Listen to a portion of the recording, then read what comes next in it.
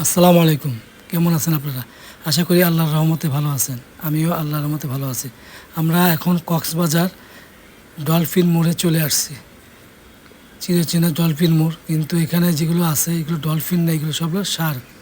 তো আমরা একটা শার্ক মোড়কে বলতে পারি। আমরা ডলফিন মোড় ক্রস করে আমাদের হোটেল জিনিয়া বিচ রিসোর্টের দিকে আমরা যাচ্ছি।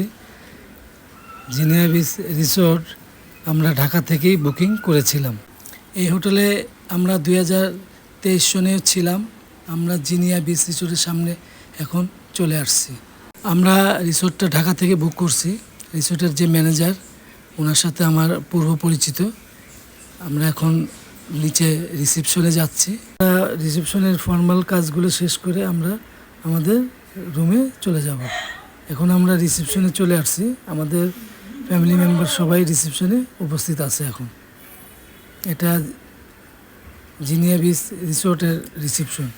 আমাদেরকে যে ফর্মটা দিয়েছিল পূরণ করার জন্য, আমরা এই ফর্মটা পূরণ করে জন্য অপেক্ষা করতেছি। আমরা এই রিসোর্টে 3 বেডের একটা রুম বুকিং করেছিলাম। আমরা সেই রুমটা নিচ্ছি, সেই রুমটা আমাদেরকে দিবে। জিনিয়া বিচ রিসোর্টটা একটা ফ্ল্যাটের মতো। এটা এর আগেও আমরা যখন ছিলাম, আমার কাছে নিজের বাসা বাড়ির মতো মনে হয়েছে। এখানে রিসোর্টটা ফ্রেশ, কোনো নির্ঝঞ্ঝাট ঝামেলা নেই এবং কোলাহল মুক্ত। এখানে ফ্যামিলি নিয়ে ঝামেলা মুক্ত সুন্দর পরিবেশে থাকার ব্যবস্থা। আমরা এই জন্য এখানে আসছি। এখানে সুন্দর পরিবেশে থাকা যাবে এবং প্রাইসটা সকলের নাগালের ভিতরে। আপনারা আসলে দেখতে পারবেন। আমাদের রুমের নাম্বার হলো E2। এটা লিফটেড 2তে ছিল। আমরা লিফটেড 2-এ চলে আসছি। এটা আমাদের, এই যে এটা হলো আমাদের E2, এটাই আমাদের রুম। আমাদের এই ফ্লোরে আরও পাশে 4টা ইউনিট ছিল। আমরা E2-তে ঢুকে গেছি। আমাদের হাতের ডানে সোফা এবং টিভি ছিল, বামে একটা বেড, ডান দিকে একটা টয়লেট। এটা একটা রুম। এই রুমের সাথে অ্যাডজাস্ট একটা টয়লেট আছে, একটা বারান্দা আছে। এই বেডরুমেও এসি ছিল এবং পাশের বেডরুমেও একটা এসি আছে। আমরা এখন এই বারান্দার দিকে যাচ্ছি। এটা হলো আমাদের এই রুমের বারান্দা, ছোটোখাটো একটা বারান্দা। রুমে একটা খাট, একটা ওয়ার্ড্রোব ছিল। এটা দ্বিতীয় রুম। এই দুটোর মধ্যে একটা সোফা, একটা ওয়ার্ড্রোব, একটা গ্লাস ডোর, একটা এই পাশেও এটা একটা বারান্দা ছিল, এটাও এসি ছিল।